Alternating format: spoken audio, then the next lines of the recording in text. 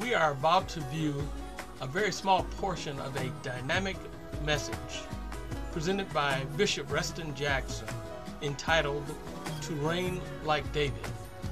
If you'd like to see and hear the entire message, you can go to our church website homepage, the Carpenter's House Church Holly.com, and click on the Hello World button, which will take you to our broadcast page. You can scroll to the lower portion and select To Reign Like David. This is what I want us to realize, that positionally we are a chosen people. We are a holy nation, and that holy nation means that we have been separated by God to be used for his purpose.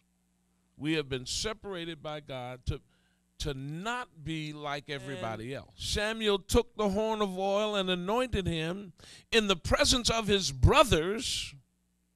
And from that day on, the Spirit of the Lord came upon David in power. David is at home again. He's still minding the sheep. But now this time, he's got a testimony. This time, something has happened. I believe it happened after he was anointed that first time. What happened? Well, one day he was guarding the sheepfold, and a lion came to try to steal a sheep. Wanted to have lamb chops for dinner. And David was able to not only fight off, but kill the lion with his bare hands. I guess he wasn't that ruddy or scrawny after all. But irrespective of how he did it, God allowed him to do it.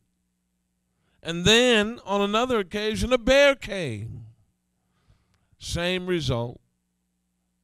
David, 2, animals, 0.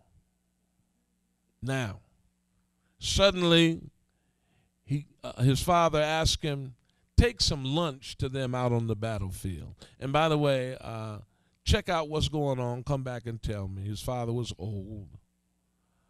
And so David gets to the battlefield and finds the children of Israel in fear, total fear.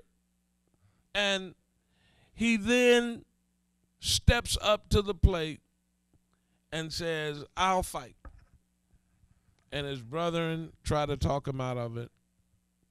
The king tries to get him to wear his armor, which he was unequipped to wear. It was too heavy.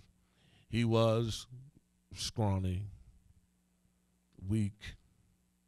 And so he had to go forth in all he had. What did he go forth in? In the name of the Lord. And that's what we've got to fight our battles. We got to remind ourselves that this ain't nothing. Y'all have to excuse the grammar, but it ain't nothing but a Goliath that has risen up in my life. Another Goliath.